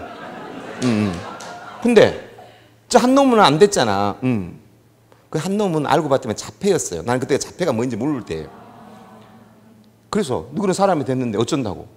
그 오토바이 훔친 놈들은 사람이 지금 안 됐잖아. 그래서 어쩐다고? 그래서 우리는 사람이 됐으니까 내일 이 집을 나가고 그놈들이 들어오기로 했어. 온다는 거예요. 그래서 온다고 하던 이렇게 온다고 하다는 거예요. 근데 진짜 온 거예요. 그러니까 여러분들 7명은 짐을 싸고 나가고 그놈들은 들어오고 한 놈은 남고 서로 하이파이브를 하고 또 7명 중에 하나 남은 애한테 너 똑바로 이 새끼야 그러고 나가고. 그러니까 내 아내가 그걸 보고 이게 뭡니까? 멤버 교체입니다. 저놈들은 어떤 놈들입니까? 오토바이 훔친 놈들입니다. 그럼 우리는 뭘 숨겨야 됩니까? 저희들은 오토바이 외에는 훔치지 않습니다. 멤버 교체가 들어온 거예요. 10월 달에. 이제 몇 명? 못 나간 놈 1명, 8명, 9명, 우리 식구 3명. 그 더운 가을이죠, 이제. 10월, 11월, 12월, 1월, 2월. 5개월 데리고 삽니다. 똑같이 변해요. 똑같이 변하는데, 이렇게 하면 되구나. 그렇다면, 여기는 너무 좁다. 그러면 이 집 사골세를 뽑아가지고 넓은 데로 가자. 북구 용전동에 가면은 병풍산 가는 쪽에 옛날에 감나무 농장이 있었다. 거기 하천변에 감나무 농장 4,000평이 있는데 창고가 굉장히 큰 거 있다. 방이 4개 있더라. 우리 그걸 임대를 갖고 살자. 그래서 1994년도에 이사를 거리 갑니다. 가서 돈이 없으니까 신문지로 도배를 하고 이렇게 해서 이제 이사를 갔죠. 근데 내 아내는 안 가려고 그러는데 이 애들이 설득한 거예요. 사모님 거기 가면 선생님을 사모님 방에 넣어주겠습니다. 오케이. 1994년 거리 이사를 가서 94년, 95년, 96년, 97년, 98년, 99년, 2000년, 2001년, 2002년 제가 장학사 된 2003년까지 데리고 산 10년 동안 데리고 산 애들이 707명. 한 번에 707명을 데리고 살 수는 없어요. 8명 이상은 못 데리고 살아요. 왜냐하면 아침에 밥 먹여가지고 내 차 빨간 프라이드로 빨리 4명 데려다 놓고 또 언능 와서 데려다 놓고 또 저녁에 4명 이렇게 하려면 2번 왔다 갔다 밖에 못 돼요. 그럼 어떻게 707명이 됐느냐? 10년을 하니까. 그럼 어떤 애들이 들어오냐? 내가 추천하지 않아요. 애들이 다 추천해요. 선생님 저놈들이 들어와야 됩니다. 다. 고구마 줄거리 같은 놈들. 그 애들은 지금 어떻게 살고 있을까? 그것을 이금희의 아침 방송에서 취재를 했어요. 그 애들은 어떻게 살고 있는가를. 여러분 그거 한번 보고 나는 그렇게 해서 이러한 일들을 고난은 없었는가? 수도 없이 많았다. 어떻게 이겼는가에 대한 단말하면서 강의를 마칠 겁니다. 틀어주실래요? 세바시2 말고 그냥 박주성 선생님 틀어주세요. 그 애들은 어떻게 살고 있을까?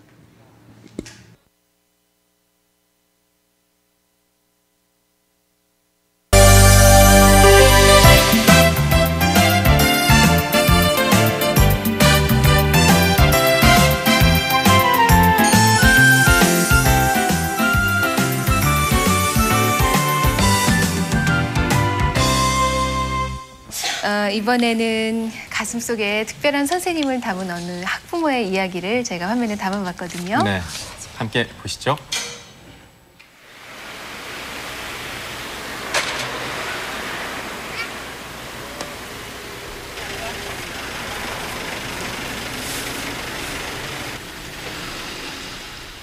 대학생 아들을 둔 선경자 씨는 잊지 못할 선생님이 있다. 어려운 형편으로 포기했던 아들의 대학 진학을 가능케 한 선생님이다. 양식이 어머니 학비가 없으면 제가 대드릴게요. 그렇게 말씀도 하시고 진짜 부끄럽대요. 너무나 우리는 선생님한테 해드린 것도 없고 사실 음료수 하나도 사드린 게 없는데 학교로 가서 하도 만나자 해서 가면 선생님이 음료수를 저를 사주시더라고요. 정말로. 그래서 제가 너무너무 이렇게 물질로는 뭘 못 드리지만 또 이렇게 성의 표시를 무엇을 해야 되는데 아무것도 하지는 못하고. 아셨죠? 그리고 군에 간 아들의 편지를 읽는 이 부부에게도 같은 선생님에 대한 특별한 기억이 있다. 재밌어요. 잠시나마 주님을 생각해 봤어요. 사춘기 시절 학교에 적응하지 못하고 방황하던 아들이 제자리를 찾은 건 바로 그 선생님을 만난 후였다. 우리 아들이 학교를 일주일 정도를 입학을 하고 일주일 정도를 등교를 하고 와가지고 저한테 뭐라고 하냐면 엄마 우리 학교에 가서 우리 선생님 한 번만 만나주래요.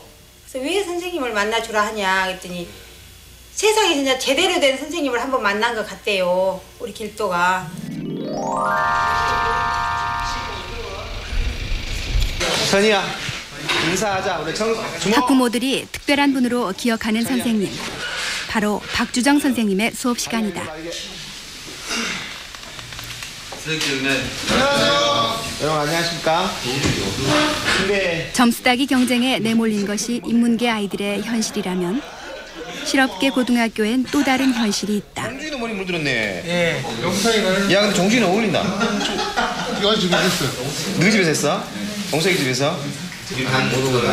친구 집에 가. 아이들의 자신감 상실과 미리 어른 사회를 흉내내려는 현실이 그것이다. 또 우리 반 학부형들도 오실 건데 인사 잘하고. 응?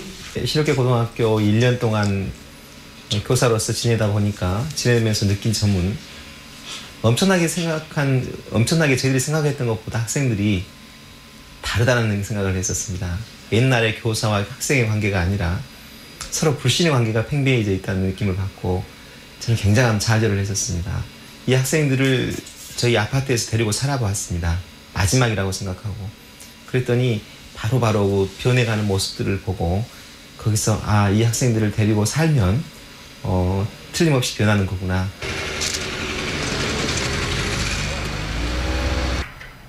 아이들과 사는 동안 주민들의 원성도 들었다. 심지어 고액과외를 한다는 오해도 받았다. 송이. 무엇보다 가족에게 미안한 일이었다. 밥은 밥대로 먹고 우유는 우유대로 먹고.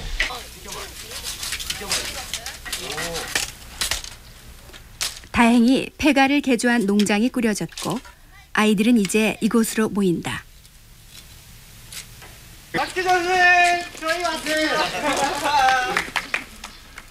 선생님의 아파트에서 함께 생활했던 7인방은 이곳에 자주 들리는 선생님의 단골 손님들이다.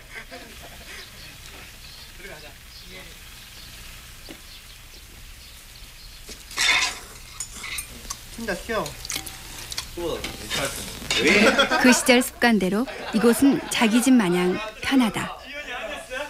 선생님 사모님께도 좀 너무 고맙고요. 그 당시 아파트에서 공부 같이 할 때도 7명이 그 밥 같은 것도 해주시려면 장난이 아니었거든요.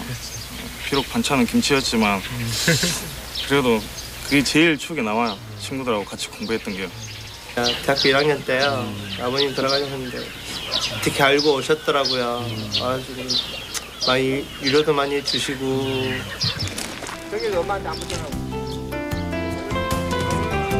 한때 학교를 벗어나려 했던 아이들은 이제 어엿한 사회인이 되었다. 선생님의 끈질긴 믿음 덕택에 가능한 일이다.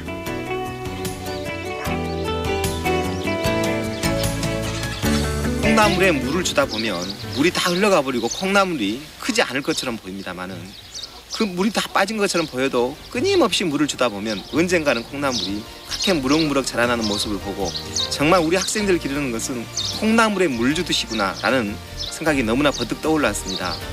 왜냐하면 우리는 조그만 그 학생들에게 노력을 하고 나서 어떤 가시적인 효과가 나오지 않는다고 불평하고 변함이 없다고 더 이상 저희는 가르칠 수가 없다고 등등의 많은 이야기를 합니다만은 이 친구들이 군대를 갔다 온다든가 어떤 사회적 환경에 접하고 난 다음에 그 모습을 보면 그 예전의 모습을 너무나 다른 정말 훌륭하게 성장한 모습을 보고 정말 콩나물에 물 주듯이 라는 마음을 갖고 우리는 학생들을 교육해야겠다라는 생각을 늘 갖게 되었습니다. 그래요. 정말 콩나물 교육론을 우리에게 몸으로 보여주신 박주정 선생님 나오셨는데 네. 힘들지 않으세요? 저렇게 학교에서 아이들을 가르치는 것은 물론 비뚝에 나가는 아이들을 데리고 사신다는 게. 우리 금방 화면에 나왔던 친구들은 비교적 좋은 쪽의 친구들입니다만 사회적으로 격리되었거나 조직폭력이라든가 또는 그 여학생 같은 경우에는 보도집에 있었던 아이들도 있었고요. 이런 아이들을 참 어렵게 해서 그 폐가로 데리고 와서 1주 내지 2주 길게는 뭐 2달, 3달 같이 살다 보면 잘 커나간 것처럼 보이다가도 또 어느 한순간이면 무너져 버리고 그랬을 때 그 허탈함이라는 것은 누구한테 말할 수가 없지 않습니까? 많은 사람들이 누가 너 그걸 하라고 그러더냐. 저희 집에서도 마찬가지로 당신 그렇게 괴로워하려면 뭘로 가느냐 하지만 그걸 어디다 말할 수 없지만 그 순간순간들이 지나고 나서 해가 지나면 그 아이들은 성숙해갖고 돌아옵니다. 그래서 그 순간에 우리가 좌절하지 말고 기다리면 언젠가 우리가 그 아이들을 끈을 놓지만 않는다면 반드시 다시 돌아온다는 생각을 갖게 되었습니다. 네. 가장 기억에 남는 제자 한 분만 소개해 주시겠습니까? 그렇죠. 기억에 남는 제자는 좋은 기억일 수도 있고 나쁜 기억일 수도 있습니다. 하나의 기억 같은 경우에는 나쁜 기억입니다만은 사회적으로 굉장히 그 폭력으로 일괄돼서 징역을 한 6번, 7번 갔다 온 친구인데 그 아이를 데리고 살게 되었어요. 근데 그 친구를 데리고 살 때는 처음부터 옳고 그름을 가르칠 수는 없습니다. 우선은 서로 좋아해야 됩니다. 그러려면 그 친구의 이야기를 다 들어주고 지 비를 마치는 게 한 일주일 걸립니다. 그리고 난 다음에 그 친구들 스스로 말을 하고 이야기를 함으로써 앞으로 살아왔던 것과 앞으로 살아갈 것을 이야기하지 처음부터 너 그렇게 하면 안 돼. 그것은 옳지 않은 길이야. 이 이야기를 할 수가 없지 않습니까? 근데 이 친구는 한 2달 정도까지도 마음을 열지 않았어요. 물론 이 친구는 어머니 집 나가시고 아버지 그 알코올 중독이고 누나 그 유흥 시점에 나가서 집에 안 들어오고 자기는 처참하게 어떻게 살 수가 없는 아이입니다. 우리가 생각하면 내가 됐더라도 저럴 수밖에 없지 않을까라는 그런 친구인데 한 2달 정도를 그렇게 잘 지냈었어요. 근데 하루 날 저녁에는 제가 잠이 갑자기 들었는데 같이 잠을 자죠. 목이 이렇게 막 아파요. 그래서 눈을 떴더니 목을 조르더라고. 죽인다고. 그래서 굉장히 막 목소리가 안 나오죠. 그래서 근데 눈빛을 보면 그 친구가 나를 죽이려고 그러는 것인지 아닌지를 알지 않습니까? 그래서 만류를 했죠. 그러지 말라고. 그랬더니 그 친구가 울어요. 어째서 그러느냐 나 그랬어요. 나는 잘할 수가 없고 앞으로 버렸다고 생각하는데 선생님이 자꾸 너는 잘할 수 있고 앞으로 계획을 이야기하고 남자의 의리가 있는데 나갈 수가 없다는 거예요. 차라리 그냥 선생님이 죽어버렸으면 좋겠대요. 그러면 선생님이 자기에 대한 기대에 대한 배신감을 안 가질 것 같아서 나갈 것 같다고 목 놓아 울었어요. 그리고 나서 밤새는 울었습니다. 둘이 그 시민들이 울 때는 참 대성통곡을 하고 옵니다. 오직 했으면 그 애가 저렇게까지 했을까 싶을 때 그랬을 때 그리고 나서 며칠간 지가 방황을 하더니 다시 돌아와서 선생님 공부를 다시 한번 해보랍니다. 그래서 2분의 1 더하기 3분의 1을 2분의 1 곱하기 3분의 1을 구별을 못합니다. 고1이죠 그때가. 그래서 반신반의했는데 돈을 달라 그래요. 30만 원을. 무한대수량에 붙지 말고 달라 그래서 그러자 그랬더니 책을 사왔어요. 책을 사와서 자기가 수능 공부를 시작을 하겠답니다. 그럴 수 있겠느냐 그랬더니 해본다고 그래요. 그러더니 학교 갔다 오면 하여튼 아이들 방에서 앉아 있어요. 잠을 언제 잔지를 모르겠어요. 근데 저녁에는 막 아우성을 쳐요. 악을 써요. 안 되니까 공부가. 막 울고 불고 아우성 치고 땅을 치고 그래. 저걸 견뎌낼 수가 있을까? 그리고 옆에서 아주 긴장된 모습으로 쳐다보고 있죠. 저러다가 자살하다 해버리면 어쩔까? 그걸 이겨내더라고요. 그걸 이겨내고 6개월 만에 그 학교 전체에서 1등이 나요. 과에서. 그러니까 아주 의지죠. 아무것도 모르는데 다 애우다시피 해요. 그러더니 수능 공부를 해서 그 아이가 해군사관학교를 갔습니다. 그래서 해군사관학교를 가서 그 아이가 2년 전에 전화가 왔어요. 선생님 나 주례 좀 해주라면서. 그래서 해군 함정에서 하얀 제복 입고 제가 주례를 받았습니다. 그래서 너무너무 이제 데이지요 그때 당시는 너무너무 즐거웠던 그 기억이 있고요. 하나의 기억은 똑같은 상황입니다. 그러니까 똑같은 아이의 상황인데 결국은 견디지 못하고 나갔어요. 나가고 나서 한 1년 정도 소식이 없더니 올해 황사가 많이 와서 힘들었던 때 있었죠. 올해 주소가 그 숫자로 써져 있는 편지 봉투가 왔어요. 그래서 읽어봤더만 교도소죠. 선생님 살려주십시오. 저 징역 16년을 받았습니다. 조직폭력에 뭐 못할 짓을 다 하고 다니는 거예요. 살려주십시오. 이제 왜 내가 이렇게 밖에 살 수 없었는지 선생님 죽을 것 같습니다. 살려주십시오. 살려주십시오라는 이야기만 계속 싸고 왔어요. 그래서 빨리 그 답장을 보냈습니다. 살려주마. 어떻게 하면 살려주느냐. 근데 또 답장이 왔어요. 선생님 내가 몇 월 며칠 날 공판을 하는데 선생님 그거 와서 탄원 한번 해주십시오. 그래 갈게. 그리고 갔습니다. 재판장이죠. 그래서 이제 검사 되신 분은 묻는 말에만 대답을 하라 그러더라고요. 그래서 그렇게 대답을 하면 너무 오래 걸리니까 저한테 2분만 시간을 주면 제가 쭉 이 아이의 스토리에 대해서 이야기하겠다니까 판사님이 그렇게 하라 그러더라고요. 그래서 그 이야기를 쭉 했습니다. 그 아이는 파란 수위에 주머니 온몸이 꽁꽁 묶인 채로 8명이 쭉 서 있고, 저는 거기서 목매에서 그 아이의 지난 간 이야기를 했고 저의 잘못을 빌었습니다. 제가 그때 조금만 더 붙잡았으면 이 상황을 안 만들었을 텐데 정말 재판장님 죄송합니다. 근데 얘 한 번만 용서해 준다면 제가 제대로 한번 가르쳐 볼랍니다. 그리고 부탁을 했어요. 근데 하도 많은 죄를 져놔서 조직으로 이렇게 돼 있는 것은 어렵답니다. 그래서 그 아이의 그 줄에 묶여서 돌아가는 그 모습을 보고 잠을 잘 수가 없었죠. 한 아이는 하얀 제복에 정말 멋있게 결혼을 했고, 한 아이는 파란 수위에 꽁꽁 묶인 채로 돌아가는 그 모습은 참 저희들에게 참 너무 많은, 어쩌면 선생으로서 내가 얼마나 많은 죄를 짓고 있는가, 내가 조금만 더 그 아이를 붙잡을 수만 있었다면 저 아이가 저렇게는 되지 않았을 텐데라는 생각을 합니다. 그래서 저는 그럽니다.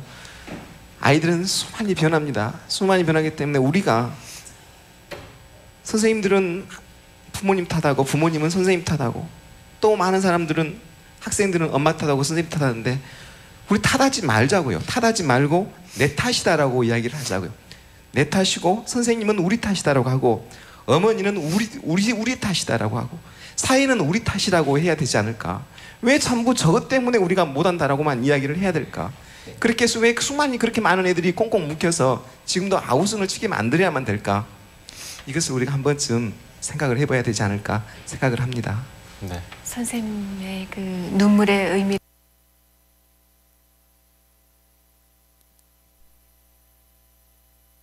어떤 아는 잊어먹었어요.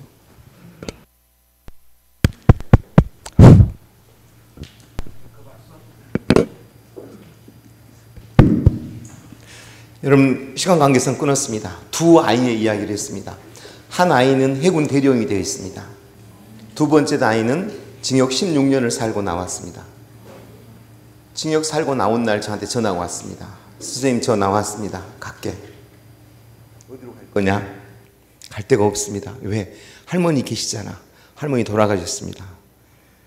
선생님이 옛날 우리 살던 데는 없어졌나요? 내가 장학사가 되면서 못하게 됐어. 지금 어디 사세요? 아파트 사는데 제가 거기 좀 살 수 없을까요? 내가 아내한테 물어볼게. 이제 내 맘대로 못해. 그리고 아내에게 물었습니다. 그랬더니 안 된답니다. 왜 안 됩니까? 그랬더니 그 아이가 16살의 징역을 갖고 16년이 지났다. 32살이다. 어른이다. 그리고 우리 방에 당신 딸들이 지금 몇 살이냐? 안 된다. 그럼 어쩌라고요? 못 있겠으면 우리 아파트 옆에 원룸에 데리고 살아라. 아침하고 저녁은 주겠다. 오케이. 그래서 데리고 왔습니다. 데리고 와서 사회에 적응이 되면 취업도 시키고 할 요랑으로 데리고 왔죠. 근데 이 애는 자폐를 앓고 분노 조절 장애가 있어요. 못 견뎌요. 한 1년 지나서 전대 후문에 복사집에도 보내보고 여러 군데를 해봤지만 못 견뎌요. 그래서 4년 6개월이 지났어요.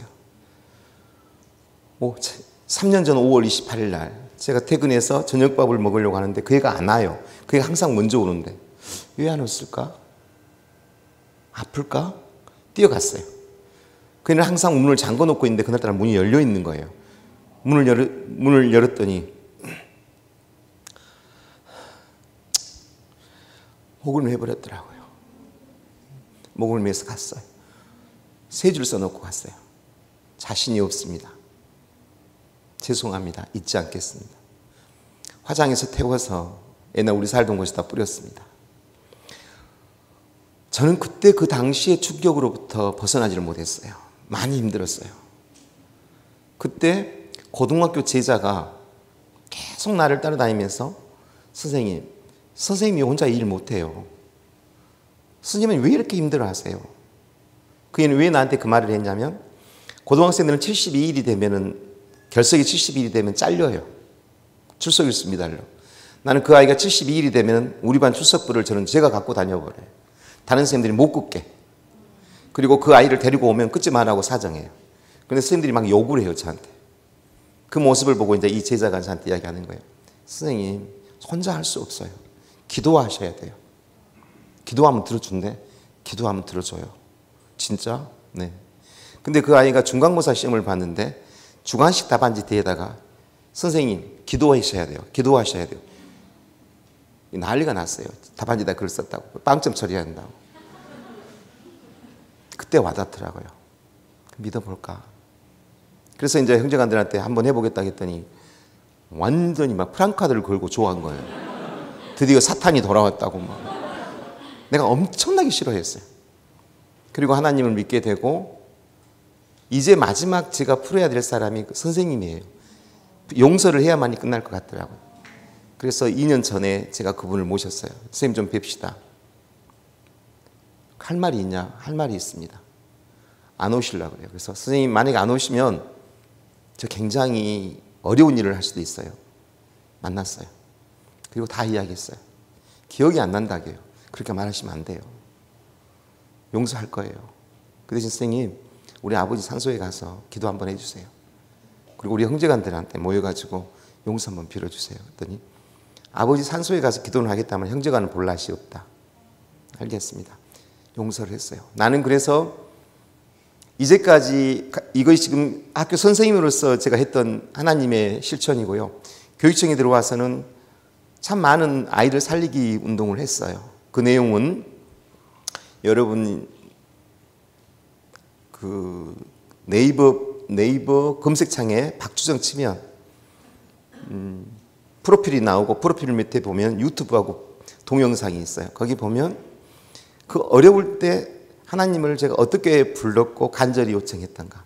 그 다음에 우울증이 걸려가지고 1년 반 동안 투병 생활을 할 때 어떻게 살아났는가라는 이야기는 거기에 있습니다. 그래서 나는 모든 학부모들에게 우리 애들을 살릴 수 있는 방법은 첫 번째, 부모가 본이 되라. 두 번째는 아이를 하나님께 맡기는 일을 반드시 해야 된다. 사람의 힘으로 안 된다. 부모님이 본이 되라. 그 다음에는 하나님에게 아이를 맡길 수 있도록 계속 기도해서 하나님 앞에 무릎 꿇겨야 한다. 그거 외에는 방법이 없다. 저는 그렇게 생각합니다. 여러분 감사합니다. 고맙습니다.